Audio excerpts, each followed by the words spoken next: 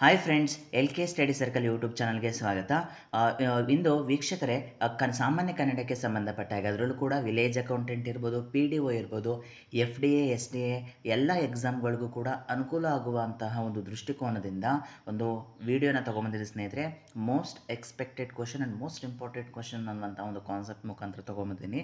So ಯಾರಿನ್ನೂ L K study circle YouTube channel subscribe ಮಾಡಿಲ್ಲ, ದಯವಿಟ್ಟು ಸಬ್ಸ್ಕ್ರೈಬ್ ಮಾಡ್ಕೊಳ್ಳಿ. ಈ ವಿಡಿಯೋನ ಕಂಪ್ಲೀಟಾಗಿ ನೋಡಿದಾಗ ಈ 10 ಪ್ರಶ್ನೆಗಳನ್ನ ವಿಶ್ಲೇಷಣೆ ಮಾಡೋದ್ರ ಜೊತೆಗೆ ಇನ್ನಿತರೆ ಪಾಯಿಂಟ್ಸ್ಗಳನ್ನ ಆ್ಯಡ್ ಮಾಡಿದ್ದೀನಿ. ಸೊ ಸುಮಾರು 20 ರಿಂದ 30 ಪ್ರಶ್ನೆಗಳಿಗೆ ನೀವು ಉತ್ತರಿಸುವಂಥ ಕ್ಯಾಪಬಿಲಿಟಿ ನಿಮ್ಮಲ್ಲಿ ಬರ್ತಾ ಹೋಗುತ್ತೆ ಸ್ನೇಹಿತರೆ. ಸೊ ಈ ವಿಡಿಯೋನ ಎಲ್ಲೂ ಕೂಡ ಸ್ಕಿಪ್ ಮಾಡದೆ ಕಂಪ್ಲೀಟಾಗಿ ನೋಡಿ ಅಂತ ಹೇಳ್ತಾ, ಸೊ ಯಾರೇನು L K study circle YouTube channel subscribe ಮಾಡಿಲ್ಲ, ದಯವಿಟ್ಟು ಸಬ್ಸ್ಕ್ರೈಬ್ ಮಾಡಿ, ಲೈಕ್ ಮಾಡಿ, ಶೇರ್ ಮಾಡಿ ಅಂತ ಹೇಳ್ತಾ ಬನ್ನಿ ಸ್ನೇಹಿತರೆ, ಮೊದಲನೇ ಪ್ರಶ್ನೆ ನೋಡ್ತಾ ಹೋಗೋಣ. ತಾನು ಎಂಬುದು ಯಾವ ಸರ್ವನಾಮ ಆಗಿದೆ ಅನ್ನುವಂಥದ್ದು ಪ್ರಶ್ನೆ. ಆಪ್ಷನ್ ಆತ್ಮಾರ್ಥಕ, ಎರಡನೇದಾಗಿ ಉತ್ತಮ ಪುರುಷ, ಸಿ ಆಪ್ಷನ್ ಪ್ರಥಮ ಪುರುಷ, ಆ್ಯಂಡ್ ಡಿ ಆಪ್ಷನ್ ಪ್ರಶ್ನಾರ್ಥಕ ಅನ್ನುವಂಥದ್ದು. ಸೊ ತಾನು ಎಂಬುದು ಅನ್ನುವಂಥದ್ದು ಯಾವ ಸರ್ವನಾಮಕ್ಕೆ ಉದಾಹರಣೆ ಆಗಿದೆ ಅನ್ನುವಂಥದ್ದು ಪ್ರಶ್ನೆ ಆಗುತ್ತೆ. ಸರ್ವನಾಮದ ಮೇಲೂ ಕೂಡ ಕೆಲವು ಕ್ವಶನ್ ಪೇಪರ್ಗಳಲ್ಲಿ ನಾನು ಕ್ವಶನ್ಸ್ನ ನೋಡಿದ್ದೀನಿ ಸ್ನೇಹಿತರೆ. ಸರ್ವನಾಮದ ಮೇಲೂ ಕೂಡ ಕ್ವಶನ್ಸ್ ರೈಸ್ ಆಗುವಂಥ ಅವಕಾಶ ಇದೆ. ಇದನ್ನು ಕೂಡ ನಾವು ತಿಳಿತಾ ಹೋಗಬೇಕಾಗುತ್ತೆ. ಸೊ ತಾನು ಎಂಬುದು ಆತ್ಮಾರ್ಥಕ ಸರ್ವನಾಮ ಆಗುತ್ತೆ. ಆತ್ಮಾರ್ಥಕ ಸರ್ವನಾಮಕ್ಕೆ ಯಾವ್ಯಾವ ಪದಗಳನ್ನು ಬಳಸ್ತಾರಪ್ಪ ಅಂತಂದರೆ, ತಾನು ಮತ್ತು ತಾವು ಅನ್ನುವಂಥದ್ದು ಆತ್ಮಾರ್ಥಕ ಸರ್ವನಾಮಕ್ಕೆ ಉತ್ತಮ ಉದಾಹರಣೆ ಅನ್ನುವಂಥದ್ದು. ಅದೇ ರೀತಿ ಪ್ರಥಮ ಪುರುಷ ಅಥವಾ ಉತ್ತಮ ಪುರುಷಕ್ಕೆ ಯಾವ್ಯಾವ ಪದಗಳನ್ನು ನಾವು ನೋಡ್ಬೋದಾಗುತ್ತೆ. ನಾನು ಮತ್ತು ನಾವು ಅನ್ನುವಂಥದ್ದು ಉತ್ತಮ ಪುರುಷ ಅನ್ನುವಂಥದ್ದಾಗುತ್ತೆ ಸ್ನೇಹಿತರೆ. ಸೊ ಇದನ್ನು ಕೂಡ ನಾವು ತಿಳಿತಾ ಹೋಗಬೇಕಾಗುತ್ತೆ ಎಕ್ಸಾಮ್ ಪಾಯಿಂಟ್ ಆಫ್ ವ್ಯೂಯಿಂದ. ಸೊ ಆಪ್ಷನ್ಗಳ ಬಗ್ಗೆನೂ ಕೂಡ ಡೀಟೇಲ್ ಆಗಿ ಎಕ್ಸ್ಪ್ಲನೇಷನನ್ನು ಕೊಡ್ತಾ ಹೋಗ್ತಿದ್ದೀನಿ. ನಿಮಗೆ ಈ ವಿಡಿಯೋ ನೋಡೋದ್ರಿಂದ ತುಂಬ ಅನುಕೂಲ ಆಗಲಿ ಅನ್ನುವಂತಹ ಒಂದು ದೃಷ್ಟಿಕೋನದಿಂದ ಅನ್ನುವಂಥದ್ದು. ಇನ್ನು ಪ್ರಥಮ ಪುರುಷಕ್ಕೆ ಅವನು, ಅವಳು, ಅದು, ಅವರು, ಅವು ಅನ್ನುವಂತಹ ಪದಗಳನ್ನು ನಾವು ಪ್ರಥಮ ಪುರುಷ ಅನ್ನುವಂತಹ ಒಂದು ಪ್ರಥಮ ಪುರುಷಕ್ಕೆ ನಾವು ಸೇರಿಸ್ಬೋದಾಗುತ್ತೆ ಸ್ನೇಹಿತರೆ. ಸೊ ಇದು ಕೂಡ ತುಂಬ ಇಂಪಾರ್ಟೆಂಟ್ ಆಗ್ತಾ ಹೋಗುತ್ತೆ ಎಕ್ಸಾಮ್ ಪಾಯಿಂಟ್ ಆಫ್ ವ್ಯೂಯಿಂದ ಅನ್ನುವಂಥದ್ದು. ಇನ್ನು ಕೊನೆಯದಾಗಿರ್ತಕ್ಕಂತಹ ಪ್ರಶ್ನಾರ್ಥಕ ಸರ್ವನಾಮ ಯಾವುದು? ಪ್ರಶ್ನಾರ್ಥಕ ಸರ್ವನಾಮ ಅಂತಂದರೆ ಯಾರು, ಯಾವುದು, ಏನು, ಹೇತರದು, ಈ ರೀತಿಯಾಗಿರ್ತಕ್ಕಂತಹ ಪ್ರಶ್ನಾರ್ಥಕ ಸರ್ವನಾಮಕ್ಕೆ ಪದಗಳನ್ನು ನೋಡ್ಬೋದಾಗುತ್ತೆ. ಸೊ ಪ್ರಥಮ ಪುರುಷ ಸರ್ವನಾಮ, ಉತ್ತಮ ಪುರುಷ ಸರ್ವನಾಮ, ಆತ್ಮಾರ್ಥಕ ಸರ್ವನಾಮಕ್ಕೆ ಸಂಬಂಧಪಟ್ಟಾಗ ನಾವು ಗಮನಿಸಿದ್ದೀವಿ ಸ್ನೇಹಿತರೆ. ಇನ್ನು ಎರಡನೆಯ ಪ್ರಶ್ನೆ ನೋಡ್ತಾ ಹೋಗೋಣ. ಅಟವಿ ಪದದ ತದ್ಭವ ರೂಪ ಅನ್ನುವಂಥದ್ದು. ಏನು ಅಟವಿ ಪದದ ತದ್ಭವ ರೂಪ ಅಂತ ಕೇಳಿದಾಗ ಆಪ್ಷನ್ ಆತಾವಿ, ಆಪ್ಷನ್ ಬಿ ಹಡವಿ, ಆಪ್ಷನ್ ಸಿ ಹಾಟವಿ, ಆಪ್ಷನ್ ಡಿ ಮೇಲಿನ ಯಾವುದೂ ಅಲ್ಲ ಅನ್ನುವಂಥದ್ದು. ಸೊ ಅಟವಿ ಪದದ ತದ್ಭವ ರೂಪ ಅಡವಿ ಆಗ್ತದ ಅಂದರೆ ವರ್ಗದ ಪ್ರಥಮಾಕ್ಷರಗಳಿಗೆ ಅದೇ ವರ್ಗದ 3ನೇ ವರ್ಣ ಆದೇಶವಾಗಿ ಬರುತ್ತೆ. ಅಡವಿ ಏನಿದೆಯಲ್ಲ, ಸೊ ಟಾಕಾರಕ್ಕೆ ಡಕಾರ ಬರೋದ್ರಿಂದ ಏನಾಗುತ್ತೆ, ಅಟವಿ ಅನ್ನುವಂಥದ್ದು ಅಡವಿ ಆಗ್ತದೆ. ಅದೇ ರೀತಿ ತತ್ಸಮ ತದ್ಭವಗಳ ಬಗ್ಗೆ ನಾವು ತಿಳಿತು ಹೋಗಬೇಕಾಗುತ್ತೆ ಸ್ನೇಹಿತರೆ. ತತ್ಸಮ ಅಂತಂದ್ರೆ ಏನು ಅಂತಂದರೆ, ಸಂಸ್ಕೃತ ಭಾಷೆಯಲ್ಲಿರುವಂತೆ ಯಾವ ಬದಲಾವಣೆಯನ್ನು ಹೊಂದದೆ ಕನ್ನಡ ಭಾಷೆಯಲ್ಲಿ ಬಳಸ್ತಕ್ಕಂಥದ್ದನ್ನ ತತ್ಸಮ ಅಂತ ಹೇಳ್ತೀವಿ. ಸಂಸ್ಕೃತ ಭಾಷೆಯಲ್ಲಿ ಹೆಂಗಿದೆ ಅದನ್ನ ಯಥಾವತ್ತಾಗಿ ನಾವು ಕನ್ನಡದಲ್ಲಿ ಬಳಸ್ತಿದ್ದೀವಿ ಅಂದರೆ ಅದನ್ನ ತತ್ಸಮ ಅಂತ ಹೇಳ್ತೀವಿ. ಅದೇ ರೀತಿ ತದ್ಭವ ಅಂತಂದರೆ ಏನಂತ ಹೇಳ್ಬೋದಪ್ಪ ಅಂತಂದರೆ, ಸಂಸ್ಕೃತ ಭಾಷೆಯ ಪದಗಳನ್ನು ಕನ್ನಡದಲ್ಲಿ ಬಳಸುವಂಥ ಸಂದರ್ಭದಲ್ಲಿ ಸ್ವಲ್ಪ ವೇರಿಯೇಷನನ್ನು ಮಾಡಿ ನಾವು ಬಳಸ್ತಕ್ಕಂಥ ಪದವನ್ನು ತದ್ಭವ ಅಂತ ಹೇಳ್ತೀವಿ. ತತ್ಸಮ ತದ್ಭವ. ತದ್ಭವ ಅಂತಂದರೆ ಸಂಸ್ಕೃತ ಪದಗಳನ್ನು ಕನ್ನಡದಲ್ಲಿ ಸ್ವಲ್ಪ ವ್ಯತ್ಯಾಸ ಮಾಡಿ ಬಳಸ್ತಕ್ಕಂಥ ತದ್ಭವ. ಅದೇ ಸಂಸ್ಕೃತದ ಪದವನ್ನು ಡೈರೆಕ್ಟಾಗಿ ನಾವು ಬಳಸ್ತಕ್ಕಂಥದ್ದನ್ನ ತತ್ಸಮ ಅಂತ ಹೇಳ್ತೀವಿ ಸ್ನೇಹಿತರೆ. ಈ ಒಂದು ಡಿಫ್ರೆನ್ಸ್ ನಿಮಗೆ ತಿಳಿಲೇಬೇಕಾಗುತ್ತೆ. ಸೊ ತತ್ಸಮ ತದ್ಭವದ ಮೇಲೆ ಎಲ್ಲ ಪ್ರಶ್ನೆ ಪತ್ರಿಕೆಗಳಿಗೂ ಕೂಡ ನಾವು ಕ್ವಶನ್ಸನ್ನು ನೋಡ್ತಾ ಹೋಗ್ತೀವಿ ಎನ್ನುವಂಥದ್ದು. ಇನ್ನು ಅಟವಿ ಪದದ ತದ್ಭವ ರೂಪ ಏನಪ್ಪ ಅಂತಂದರೆ ಅಡವಿ ಆಗ್ತದೆ. ಅಂದರೆ ವರ್ಗದ ಪ್ರಥಮ 3ನೇ ಅಕ್ಷರಕ್ಕೆ ಬೇರೆ ಅಕ್ಷರ ಅದಕ್ಕೆ ಆದೇಶವಾಗಿ ಬರೋದ್ರಿಂದ ಅನ್ನುವಂಥದ್ದು. ಇನ್ನು ಈ ತತ್ಸಮ ತದ್ಭವಕ್ಕೆ ಸಂಬಂಧಪಟ್ಟ ಹಾಗೆ ಕೆಲವು ಒಂದು 10 ರಿಂದ 12 ರೂಲ್ಸ್ ಇದೆ ಸ್ನೇಹಿತರೆ. ಅದನ್ನು ಕೂಡ ನಾವು ತಿಳಿತಾ ಹೋಗ್ಬೇಕಾಗ ಅದನ್ನು ಕೂಡ ತಿಳ್ಕೊಂಡ್ರೆ ನಾವು ಯಾವುದೇ ರೀತಿ ತತ್ಸಮ ತದ್ಭವಗಳನ್ನ ಟ್ರೈ ಮಾಡ್ಬೋದು ಅನ್ನುವಂಥದ್ದು. ದಯಾ ಅನ್ನುವಂಥದ್ದು ದಯೆ ಆಗ್ತದ, ಮಾತೃ ಅನ್ನುವಂಥದ್ದು ಮಾತೆ ಆಗ್ತದ ಅನ್ನುವಂಥದ್ದು. ಅದೇ ರೀತಿ ನಕಾರಾಂತಗಳಿಗೆ ಕೊನೆಯ ನಾಕಾರವನ್ನು ಲೋಪ ಮಾಡಿದಾಗ, ಅಂದರೆ ಎಕ್ಸಾಂಪಲ್ ಆಗಿ ನಾವು ನೋಡ್ಬೋದಾಗುತ್ತೆ ಸ್ನೇಹಿತರೆ. ರಾಜನ್ ಅನ್ನುವಂಥದ್ದು ರಾಜ ಆಗ್ತದ ಅಂದರೆ ಎನ್ಕಾರ ಲೋಪ ಮಾಡ್ಕೊಳ್ಳುತ್ತೆ ಅನ್ನುವಂಥದ್ದು. ಸೊ ಯುವನ್ ಅಂತಂದರೆ ಯುವ ಆಗ್ತದ ಅನ್ನುವಂಥದ್ದು. ಅದೇ ರೀತಿ ಕೆಲವು ಸಕಾರಗಳಿಗೆ ಕೊನೆಯ ಶಬ್ದವನ್ನು ವ್ಯಂಜನವನ್ನು ಲೋಪ ಮಾಡಿಕೊಂಡು ಇನ್ನೊಂದು ವ್ಯಂಜನ ಊಕಾರದೊಂದಿಗೆ ರೂಪವನ್ನು ಪಡ್ಕೊಳ್ಳುತ್ತೆ. ಅದಕ್ಕೆ ಎಕ್ಸಾಂಪಲನ್ನು ನೋಡ್ತಾ ಹೋಗೋಣ ಸ್ನೇಹಿತರೆ. ಯಶಸ್ ಅನ್ನುವಂಥದ್ದನ್ನ ನಾವು ಯಶ ಅಥವಾ ಯಶಸ್ಸು ಅಂದರೆ ಸಾಕಾರ ಅಂತ ಶಬ್ದಗಳು ಕೊನೆಯ ವ್ಯಂಜನವನ್ನು ಲೋಪ ಮಾಡಿಕೊಂಡು ಇನ್ನೊಂದು ವ್ಯಂಜನ ಜೊತೆ ಊಕಾರದೊಡನೆ ರೂಪವನ್ನು ಪಡೆಯುತ್ತೆ ಅನ್ನುವಂಥದ್ದು. ಈ ರೀತಿಯಂಥ ಎಕ್ಸಾಂಪಲ್ಗಳನ್ನು ತಿಳಿತಾ ಹೋದಾಗ ನೀವು ಬೇರೆ ತತ್ಸಮ ತದ್ಭವನ ಟ್ರೈ ಮಾಡ್ಬೋದು ಅನ್ನುವಂಥದ್ದು. ವಿಪತ್ತು ಅನ್ನುವಂಥದ್ದು ವಿಪತ್ತು ಆಗ್ತದ, ಅದು ಕೂಡ ನಾವು ತಿಳಿತಾ ಹೋಗ್ಬೇಕಾಗುತ್ತೆ ಸ್ನೇಹಿತರೆ. ಇನ್ನು ಪ್ರಥಮ ವಿಭಕ್ತಿಯ ಬಹುವಚನದ ಪುಲ್ಲಿಂಗ ವ್ಯಂಜನದ ಕೆಲವು ಶಬ್ದಗಳಲ್ಲಿ ವಿಸರ್ಗವನ್ನು ಕಳೆದುಕೊಳ್ಳುತ್ತೆ. ಸೊ ವಿಸರ್ಗ ಇತ್ತು ಅಂತಂದರೆ ಅದು ತದ್ಭವ ಆಗುವಂಥ ಸಂದರ್ಭದಲ್ಲಿ ವಿಸರ್ಗವನ್ನು ಕಳ್ಕೊಳ್ಳುತ್ತೆ. ಭಗವಂತ ಅನ್ನುವಂಥದ್ದು ಭಗವಂತ ಆಗ್ತದೆ. ಅದೇ ರೀತಿ ಆಕಾರಾಂತಗಳಾಗ್ತವೆ. ಕೆಲವು ವ್ಯಂಜನಾಂತ ಶಬ್ದಗಳು ಆಕಾರ ಆಗ್ತದೆ. ಅಂದರೆ ಚತುರ್ ಅಂತಂದರೆ ಚತುರ, ಬುದ್ಧ ಅಂದರೆ ಬುದ್ಧ, ಸಂಪದ್ ಅಂದರೆ ಸಂಪದ.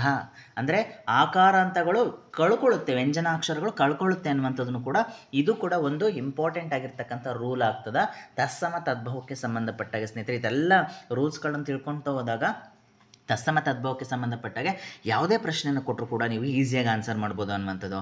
ಇನ್ನು ಸ್ನೇಹಿತರೆ ಅದೇ ರೀತಿ ಶಾಷಗಳನ್ನು ಹೊಂದಿರುವ ಶಬ್ದಗಳು ಸಕಾರವನ್ನು ಯಾಕಾರವಾಗಿ ಶಾಷಗಳಿಗೆ ಸಾಕಾರ, ಯಾಕಾರಕ್ಕೆ ಜಾಕಾರ ಬರುತ್ತೆ. ಅಂದರೆ ಕಾವ್ಯ ಅನ್ನುವಂಥದ್ದು ಕಬ್ಬಾಗುತ್ತೆ, ಯಮ ಅನ್ನುವಂಥದ್ದು ಜವ ಆಗುತ್ತೆ, ಶುಂಠಿ ಅನ್ನುವಂಥದ್ದು ಶುಂಠಿ ಆಗುತ್ತೆ. ಅಂದರೆ ಶಗಳು ಸಾಕಾರವನ್ನು ಪಡ್ಕೊಂಡ್ರೆ ಯಕಾರಗಳಿಗೆ ಜಕಾರ ಬರ್ತದೆ. ತತ್ಸಮ ತದ್ಭವ ಇದು ಕೂಡ ತುಂಬ ಇಂಪಾರ್ಟೆಂಟ್ ಆಗ್ತಾ ಹೋಗುತ್ತೆ ಸ್ನೇಹಿತರೆ. ಈ ಥರ ರೂಲ್ಸ್ಗಳನ್ನು ತಿಳ್ಕೊಂಡಾಗ ಈಸಿಯಾಗಿ ತತ್ಸಮ ತದ್ಭವವನ್ನು ಈಸಿಯಾಗಿ ನಾವು ಟ್ಯಾಕಲ್ ಮಾಡ್ಬೋದು. ಈಸಿಯಾಗಿ ಆ ಪ್ರಶ್ನೆಗಳಿಗೆ ಉತ್ತರಿಸುವಂಥ ಒಂದು ಕೇಪಬಿಲಿಟಿ ನಮ್ಮಲ್ಲಿ ಬರ್ತಾ ಹೋಗುತ್ತೆ ಸ್ನೇಹಿತರೆ. ಇಷ್ಟು ರೂಲ್ಸ್ಗಳನ್ನು ನೀವು ತಿಳ್ಕೊಳ್ತಾ ಹೋದಾಗ ದಯ ಅನ್ನುವಂಥದ್ದು ದಯ ಆಗ್ತದೆ, ಮಾತೃ ಅನ್ನುವಂಥದ್ದು ಮಾತೃ ಆಗ್ತದೆ, ರಾಜನ್ ಅನ್ನುವಂಥದ್ದು ರಾಜ ಆಗ್ತದೆ, ಯಶಸ್ಸು ಅನ್ನುವಂಥದ್ದು ಯಶಸ್ಸು ಆಗ್ತದೆ, ಸಂಪತ್ತು ಅನ್ನುವಂಥದ್ದು ಸಂಪತ್ತು ಆಗ್ತದೆ. ಈ ರೀತಿಯಾಗಿರ್ತಕ್ಕಂಥ ರೂಲ್ಸ್ಗಳು ತುಂಬ ಇಂಪ್ಯಾಕ್ಟನ್ನು ಕೊಡ್ತಾ ಹೋಗುತ್ತೆ ಅನ್ನುವಂಥದ್ದು. ಇನ್ನು ಮೂರನೆಯ ಪ್ರಶ್ನೆ ನೋಡ್ತಾ ಹೋಗೋಣ ಸ್ನೇಹಿತರೆ. ದೇವಾಲಯ ಯಾವ ಸಂಧಿಗೆ ಉತ್ತಮ ಉದಾಹರಣೆ? ಆಪ್ಷನ್ ಆದೇಶ ಸಂಧಿ, ಲೋಪ ಸಂಧಿ, ಸವರ್ಣ ದೀರ್ಘ ಸಂಧಿ, ಗುಣ ಸಂಧಿ. ಸೊ ದೇವಾಲಯ ಅನ್ನುವಂಥದ್ದು ಸವರ್ಣ ದೀರ್ಘ ಸಂಧಿಗೆ ಉತ್ತಮ ಉದಾಹರಣೆ. ಏನು ಸವರ್ಣ ದೀರ್ಘ ಸಂಧಿ ಅಂದರೆ? ಸವರ್ಣ ದೀರ್ಘ ಸಂಧಿ ಅಂದರೆ ಸವರ್ಣ ಸ್ವರಗಳು ಒಂದರ ಮುಂದೊಂದು ಬಂದಾಗ ಅವೆರಡರ ಸ್ಥಾನದಲ್ಲಿ ಒಂದೇ ಜಾತಿಯ ದೀರ್ಘ ಸ್ವರ ಆದೇಶವಾಗಿ ಬರ್ತಕ್ಕಂಥದ್ದು. ಅಂದರೆ ಆ ಹಾ ಬಂದರೆ ಹಾ ಬರ್ತಕ್ಕಂಥದ್ದು, ಅಥವಾ ಹಾ ಬಂದರೂ ಕೂಡ ಹಾ ಅಂದರೆ ದೀರ್ಘ ಸ್ವರ ಆದೇಶವಾಗಿ ಬರುತ್ತೆ. ಇದಕ್ಕೆ ಇದೇ ಬೆಸ್ಟ್ ಎಕ್ಸಾಂಪಲ್ ಸ್ನೇಹಿತರೆ, ಸ್ಕ್ರೀನ್ ಮೇಲೆ ನಾನು ಕೊಡ್ತಾ ಇದ್ದೀನಿ. ಈ ರೀತಿಯಾಗಿರ್ತಕ್ಕಂಥ ದೇವ ಪ್ಲಸ್ ಆಲಯ, ದೇವಾಲಯ, ಹಾ ಮತ್ತು ಹಾ ಬಂದಾಗ ದೀರ್ಘ ಸ್ವರ ಆದೇಶವಾಗಿ ಬರ್ತದೆ. ಆದರೆ ಸೊ ದೇವಾಲಯ ಆಗ್ತಕ್ಕಂಥದ್ದು ಇದು ಸವರ್ಣ ದೀರ್ಘ ಸಂಧಿ ತಿಳಿತಾ ಹೋಗಬೇಕಾಗುತ್ತೆ. ಇನ್ನು ಲೋಪ ಸಂಧಿ ಅಂತ ಕೇಳಿದಾಗ ಸ್ವರದ ಮುಂದೆ ಸ್ವರವು ಬಂದು ಸಂಧಿ ಆಗುವಾಗ ಪೂರ್ವ ಪದದಲ್ಲಿರ್ತಕ್ಕಂಥ ಸ್ವರ ಅರ್ಥ ಕೆಡದಂತೆ ಲೋಪ ಆಗ್ತಕ್ಕಂಥದ್ದುಗೆ ಲೋಪ ಸಂಧಿ ಅಂತ ಹೇಳ್ತೀವಿ. ದೇವರು ಪ್ಲಸ್ ಹಿಂದ ದೇವರಿಂದ ಅನ್ನುವಂಥದ್ದಾಗುತ್ತೆ. ಅದೇ ರೀತಿ ಆದೇಶ ಸಂಧಿ ಅಂತ ಕೇಳಿದಾಗ ಒಂದು ಅಕ್ಷರ ಸ್ಥಾನದಲ್ಲಿ ಬೇರೊಂದು ಅಕ್ಷರಗಳು ಬರೋದಕ್ಕೆ ಆದೇಶ ಸಂಧಿ ಅಂತ ಹೇಳ್ತೀವಿ. ಬೆಸ್ಟ್ ಎಕ್ಸಾಂಪಲ್ ಮಳೆ ಪ್ಲಸ್ ಕಾಲ ಮಳೆಗಾಲ, ಕಕ್ಕಾರಕ್ಕೆ ಘಕಾರ ಬರ್ತಕ್ಕಂಥದ್ದು ಇರ್ಬೋದು. ಅದೇ ರೀತಿ ಗುಣಸಂಧಿ ಅಂತ ಕೇಳಿದಾಗ ದೇವ ಪ್ಲಸ್ ಇಂದ್ರ ದೇವೇಂದ್ರ ಅನ್ನುವಂಥದ್ದಾಗುತ್ತೆ. ಗುಣಸಂಧಿಗೆ ಅಲ್ಲಿ ಹೇಕಾರ ಹೋಕಾರ ಹಾರ್ಕರಗಳು ಆದೇಶವಾಗಿ ಬರ್ತದೆ, ಅದು ಕೂಡ ಗುಣಸಂಧಿ ಅಂತ ನಾವು ತಿಳಿಬೇಕಾಗುತ್ತೆ ಸ್ನೇಹಿತರೆ. ಇನ್ನು ಮುಂದಿನ ಇಂಪಾರ್ಟೆಂಟ್ ಆಗಿರ್ತಕ್ಕಂತಹ ಪ್ರಶ್ನೆನ ನೋಡ್ತಾ ಹೋಗೋಣ ಸ್ನೇಹಿತರೆ. ಇದೆಲ್ಲ ಕೂಡ ಇಂಪಾರ್ಟೆಂಟ್ ಆಗ್ತಾ ಹೋಗುತ್ತೆ ಎಕ್ಸಾಮ್ ಪಾಯಿಂಟ್ ಆಫ್ ಇಂದ. ಇನ್ನು ಮೇಜರ್ ಆಗಿರ್ತಕ್ಕಂತಹ ಪ್ರಶ್ನೆಗಳನ್ನು ನಾವು ಡಿಸ್ಕಸ್ ಮಾಡ್ತಾ ಹೋಗೋಣ ಸ್ನೇಹಿತರೆ ಈ ವಿಡಿಯೋ ಸೆಷನಲ್ಲಿ ಅನ್ನುವಂಥದ್ದು. ಇನ್ನು 4ನೇ ಪ್ರಶ್ನೆ ನೋಡ್ತಾ ಹೋಗೋಣ. ಇದು ಯಾವ ವಾಚಕವಾಗಿದೆ ಅನ್ನುವಂಥದ್ದು ಪ್ರಶ್ನೆ. ಆಪ್ಷನ್ 1 ರೂಢನಾಮ, ಆಪ್ಷನ್ 2 ಅಂಕಿತ ನಾಮ, ಆಪ್ಷನ್ 3 ಅನ್ವರ್ತಕ ನಾಮ, ಆಪ್ಷನ್ 4 ಪರಿಣಾಮವಾಚಕ ಅನ್ನುವಂಥದ್ದು. ಸೊ ಎಳವ ಅನ್ನುವಂಥದ್ದು ಅನ್ವರ್ತಕ ನಾಮಕ್ಕೆ ಒಂದು ಉತ್ತಮ ಉದಾಹರಣೆ ಅಂತ ಹೇಳ್ಬೋದಾಗುತ್ತೆ ಸ್ನೇಹಿತರೆ. ಏನು ಅನ್ವರ್ತನಾಮ ಅಂತಂದರೆ ಅರ್ಥಕ್ಕೆ ಅನುಗುಣವಾಗಿ ಇಟ್ಟಂಥ ಹೆಸರಲ್ಲ ಅನ್ವರ್ತನಾಮ ಅಂತ ಹೇಳ್ತೀವಿ. ಎಕ್ಸಾಂಪಲ್ ಕುರುಡ, ಕುಂಟ, ಕಿವುಡ, ಮೂಕ, ರೋಗಿ, ಯೋಗಿ. ಅರ್ಥಕ್ಕೆ ಅನುಗುಣವಾಗಿ ಇರ್ತಕ್ಕಂಥ ಹೆಸರುಗಳನ್ನೆಲ್ಲ ಅನ್ವರ್ತಕ ನಾಮ ಅಂತ ಹೇಳ್ತೀವಿ. ಅದೇ ರೀತಿ ರೂಢನಾಮ ಅಂತ ಕೇಳಿದಾಗ ರೂಢಿಯಿಂದ ಬಂದಿರತಕ್ಕಂಥ ಸಾಮಾನ್ಯ ವಾಚಕಗಳನ್ನು ರೂಢನಾಮ ಅಂತ ಹೇಳ್ತೀವಿ. ಹುಡುಗ, ದೇಶ, ನದಿ, ಸಮುದ್ರ ಅಂತ ಹೇಳ್ಬೋದಾಗುತ್ತೆ ಸ್ನೇಹಿತರೆ. ಅದೇ ರೀತಿ ಅಂಕಿತನಾಮ ಅಂತಂದರೆ ವ್ಯವಹಾರಕ್ಕಾಗಿ ಇಟ್ಕೊಂಡಿರ್ತಕ್ಕಂಥ ಹೆಸರುಗಳೆಲ್ಲ ಅಂಕಿತನಾಮ. ಸೀತೆ, ಮಧು, ರಾಜು, ಮೈಸೂರು, ಬೆಂಗಳೂರು ಈ ರೀತಿಯಾಗಿರ್ತಕ್ಕಂಥ ಪದಗಳು ನಾವು ಅಂಕಿತನಾಮ ಅಂತ ಹೇಳ್ಬೋದು. ಅದೇ ರೀತಿ ಪರಿಮಾಣವಾಚಕ ಅಂತಂದರೆ ವಸ್ತುವಿನ ಸಾಮಾನ್ಯ ಅಳತೆ, ಪರಿಮಾಣ, ಗಾತ್ರವನ್ನು ಸೂಚಿಸುವಂಥ ಪದಗಳನ್ನೇ ಪರಿಮಾಣವಾಚಕ.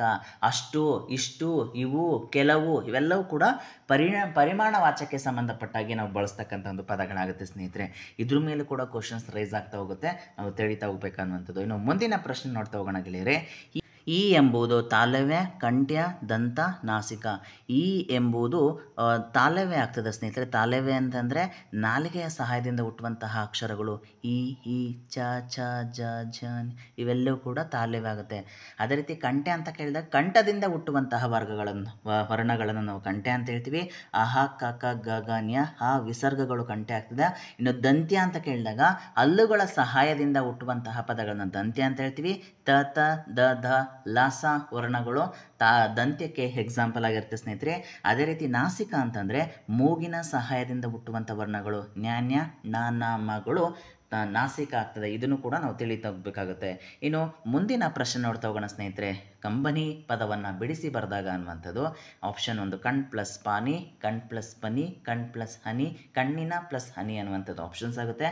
ಸೊ ಕಂಬನಿ ಪದವನ್ನು ಬಿಡಿಸಿ ಬರೆದಾಗ ಕಣ್ ಪ್ಲಸ್ ಪನಿ ಅನ್ನುವಂಥದ್ದಾಗುತ್ತೆ. ಸೊ ಪಾಕಾರಕ್ಕೆ ಬಕಾರ ಆದೇಶವಾಗಿ ಬರುತ್ತೆ ಸ್ನೇಹಿತರೆ. ಇದನ್ನು ನಾವು ಬಿಡಿಸಿ ಬರೆದಾಗ ನಮಗೆ ತಿಳಿತಾ ಹೋಗುತ್ತೆ ಅನ್ನುವಂಥದ್ದು. ಪಕಾರಕ್ಕೆ ಬಾಕಾರ ಆದೇಶವಾಗಿ ಬರ್ತಿರೋದ್ರಿಂದ ಇದನ್ನು ನಾವು ಆದೇಶ ಸಂಧಿ ಅಂತ ಹೇಳ್ತೀವಿ. ಅಂದರೆ ಸಂಧಿ ಆಗುವಾಗ ಒಂದು ಅಕ್ಷರದ ಸ್ಥಾನದಲ್ಲಿ ಬೇರೊಂದು ಅಕ್ಷರ ಬರ್ತಕ್ಕಂಥದ್ದನ್ನೇ ನಾವು ಆದೇಶ ಸಂಧಿ ಅಂತ ಹೇಳ್ತೀವಿ ಸ್ನೇಹಿತರೆ. ಆಲ್ರೆಡಿ ನಾವು ಚೆಕ್ ಮಾಡಿದ್ವಿ. ಮಳೆ ಪ್ಲಸ್ ಕಾಲ, ಮಳೆಗಾಲ ಅಂದರೆ ಕಕಾರಕ್ಕೆ ಗಕಾರ ಬರ್ತಕ್ಕಂಥದ್ದು. ಅದೇ ರೀತಿ 7ನೇ ಪ್ರಶ್ನೆ ನೋಡ್ತಾ ಹೋಗೋಣ.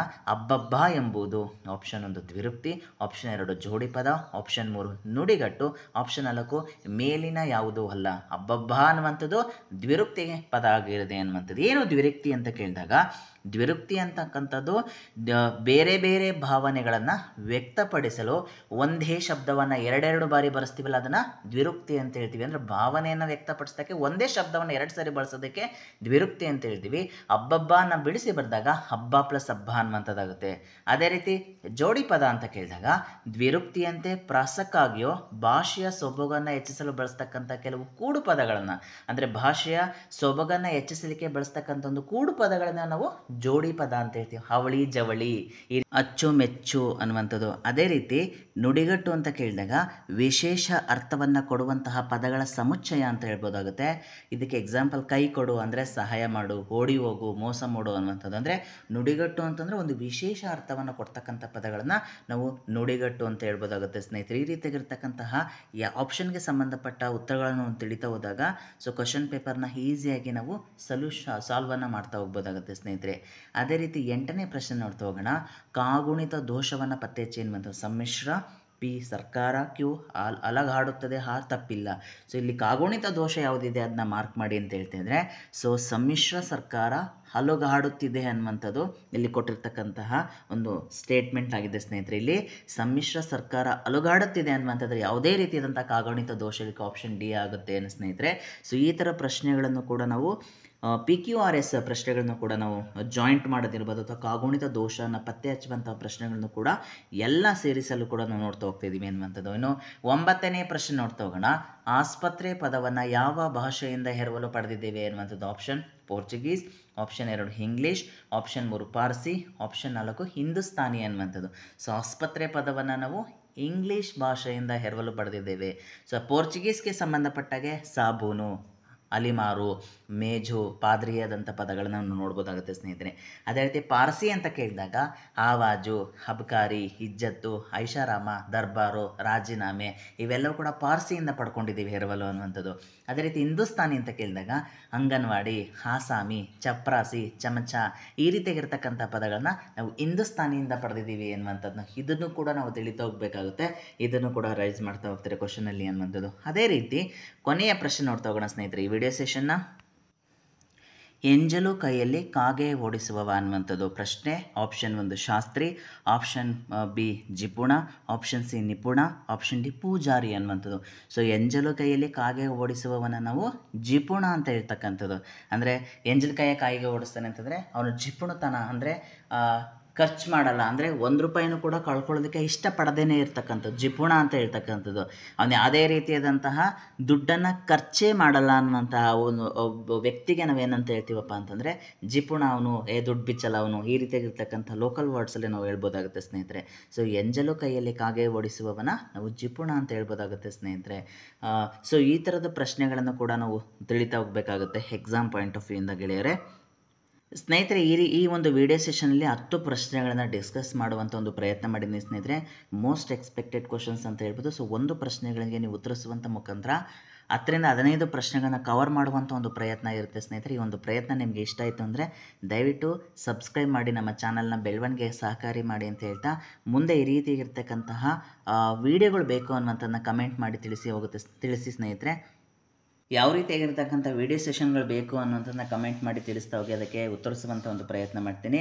ಸೊ ನಿಮ್ಮೆಲ್ಲರ ಸಹಕಾರ ಇದ್ದರೆ ಮಾತ್ರ ಈ ಚಾನಲ್ ಬೆಳವಣಿಗೆಗೆ ಸಹಕಾರಿಯಾಗುತ್ತೆ ಅಂತ ಹೇಳ್ತಾ, ಈ ವಿಡಿಯೋನ ಲೈಕ್ ಮಾಡಿ, ಶೇರ್ ಮಾಡಿ, ಇತರರಿಗೂ ಹೇಳಿ ನಮ್ಮ ಚಾನಲ್ ಬಗ್ಗೆ ಅಂತ ಹೇಳ್ತೀನಿ ಸ್ನೇಹಿತರೆ. ಯಾರೆಲ್ಲ ಈ ವಿಡಿಯೋ ನೋಡಿದ್ರೆ ಧನ್ಯವಾದ.